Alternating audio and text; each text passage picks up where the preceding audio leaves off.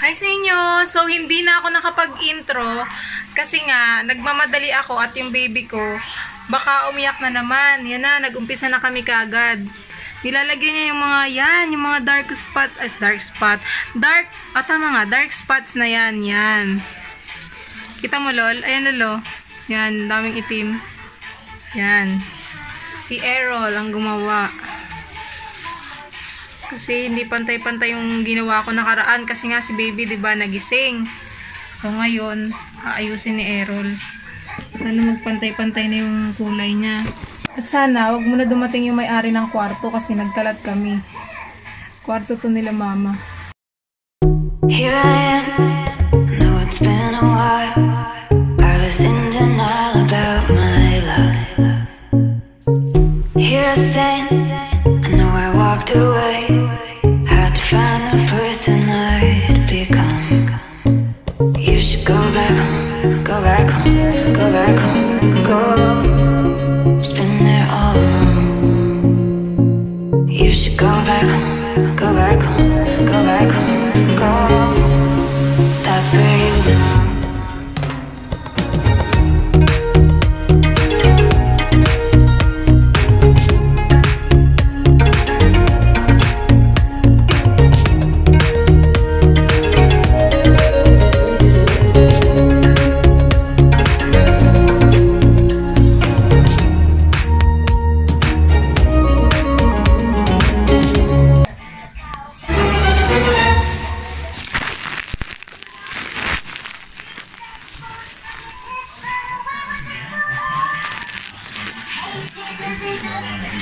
Yeah, stick the box right there so that we can jump up on top of the roof. There we go. Okay, so let's go grab the... Hindi mo na tinanggal yung gloves! Blue Cube. Hello, my friend. Talaga tong...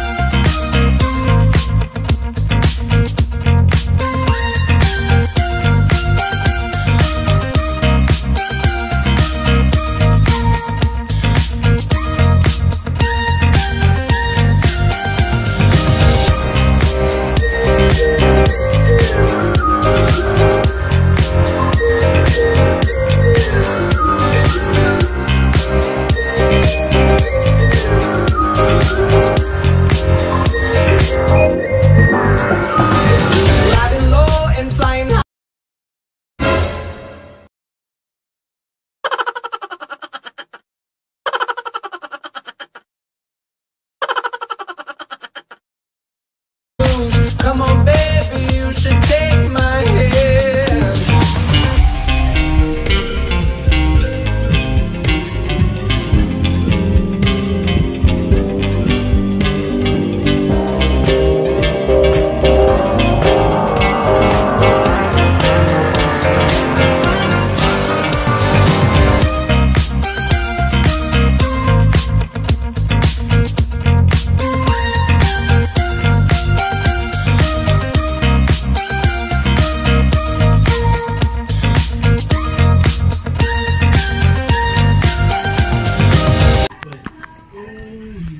Okay.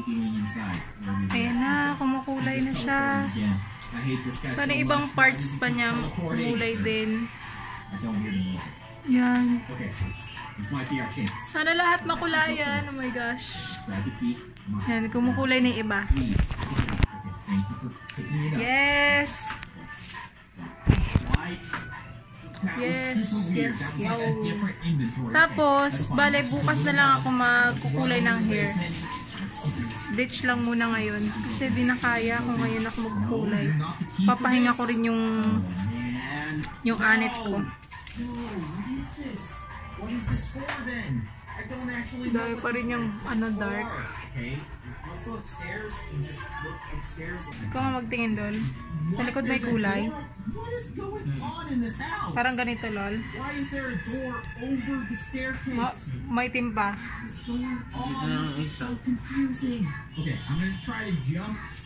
Sige.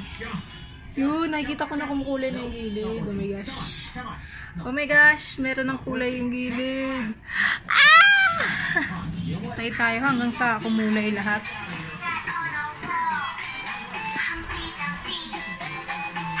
Hi! Alaga ng papa ang baby. Dahil kulay ako. Yan. Kulay na talaga siya.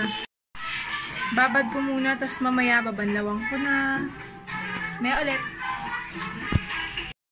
So, handa na ba kayo? Ito na yung results kagabi sa pag-bleach ng hair ko. At umaga na. Tuyong-tuyo na yung hair ko. Ito na siya. Tada! Ayan. Achieve. Ayan. Natanggal niya yung mga black areas. Ayan. Yay! Yan siya. Naging ano siya? Naging orange. Yan. Natanggal niya yung mga black areas. Ang galing ni Errol. Anak yun yan ni Ate Emma. Yung sa ukay. Ay, ang galing. So, next naman natin gagawin is yung hair color. Pero, mamaya ako nagagawin kasi, ayan, papatulugin ko muna yon tapos mag-hair color na tayo. Okay? Balik ulit ako mamaya. Nag-update lang ako sa hair ko. Ito, wala tong, wala siyang plancha. Hindi ko to pinlansya. Ganyan pa rin siya. Hindi siya sunog. Hindi siya sunog. Yan. Yan, hindi siya nasunog. Yan, malambot pa rin, oh. Hindi ko naman to pinlansya. Hindi rin binlower. Ganyan lang. Kinatulugan ko lang siyang ganyan basa. At natuyo ng kusa. Ayan. Galing! So, wag nyo ulitin yung ginawa ko last time. Nung part 1 ng hair coloring. Yung paghaluin yung color tsaka yung bleach. Or kung gagawin man yun, kailangan professional yung gagawa nun. Wag nyong kayo lang. Tsaka, lagi kayong humingi ng tulong sa iba. Para isang pasadahan, magagawa talaga yung kulay na gusto ninyo. Katulad dito, pinagawa ko sa iba, tinuruan ko lang kung paano. Diba? Achieve. Tanggal lahat ng black areas. Tanggal talaga siya. Kahit nabitin yung pangkulay kagabi, yung bleach kagabi, tanggal pa rin. Yan. So, color na lang tayo mamaya. At babalik ulit ako mamaya. Okay, mabilisan na kulay lang tayo ha. Kasi nakatulog na naman yung baby ko. Kailangan ko ng bilisan magkulay. So, ito na yung hair natin ulit. Tanggalin natin yung mga dark areas. Yan. Mga dark brown na lang. Pwede na yan. At ang color pala natin is yan. Ash. Dapat talaga, ang pipiliin kong kulay is yung very light ash blonde. Kaso, out of stock. So, yung ash na lang. Yung gagamitin natin. At abangan nyo kung ano magiging kalabasan nitong experiment ko na to mag-isa. Okay? Meron na pala akong mixture. Meron na pala akong mixture dito. Yan, ginawa ko na din kagad kasi para mabilis. Mabilis tayo. Yan. Ito na yung mixture natin, yung ash. Okay. Kulay na tayo.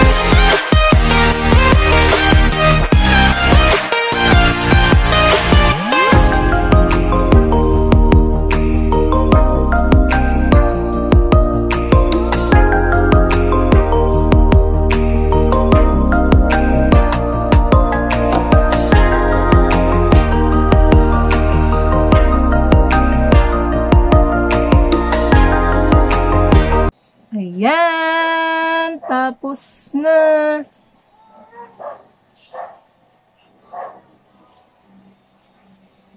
Hi, baby ko. Sarap sleep mo?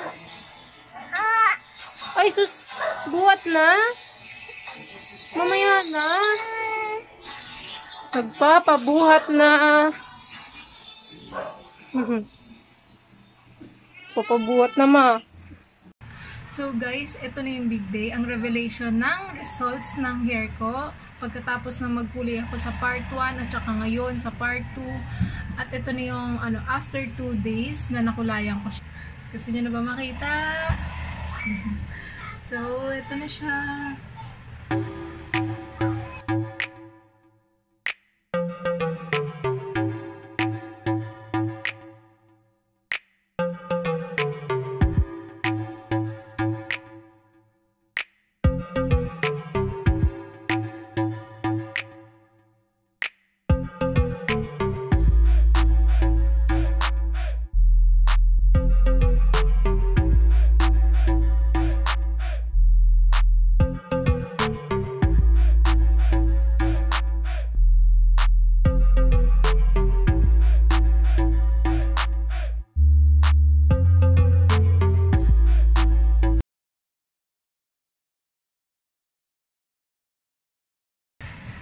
Yan, tsaka update lang, hindi gaano nasunog yung hair ko.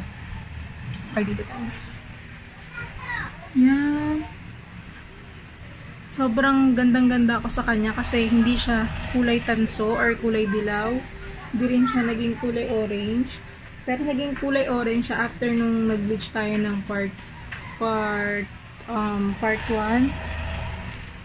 Pero ngayon, tingnan nyo. Para siyang 3-tone na hair color. Meron siyang brown, may gray, may pagka-greenish siya. Wala, sobrang happy lang ako sa naging results ko ng DIY ko ng hair color. Sobrang gandang-ganda ako sa kanya. Mag-ano ako ng mga pictures ko. Sunod na mga pictures ko pagtapos itong video para makita nyo ng mas sa ayos at sa maliwanag na picture, tas sa medyo maliwanag, ganun. Kung gusto nyo makita kung paano ko ginawa itong hair color ko na to, balik kayo sa part 1 kung saan ako nag-umpisa talaga, kung anong itsura ng hair color ko bago ko na-achieve yung ganito kaganda na hair color. Okay? So, yun lang guys. That's it for our video today. Kita-kita ulit tayo sa aking next video. Okay, kung na-enjoy nyo ang video na to, mag-iwan kayo ng like, subscribe, at comment sa ibaba kung anong mga gusto nyo gawin natin sa ating next video, sa ating next vlog, kung anong mga gusto nyo makita pa in the future. Okay? Thank you guys! Thank you sa support! Mwah, mwah, mwah, mwah.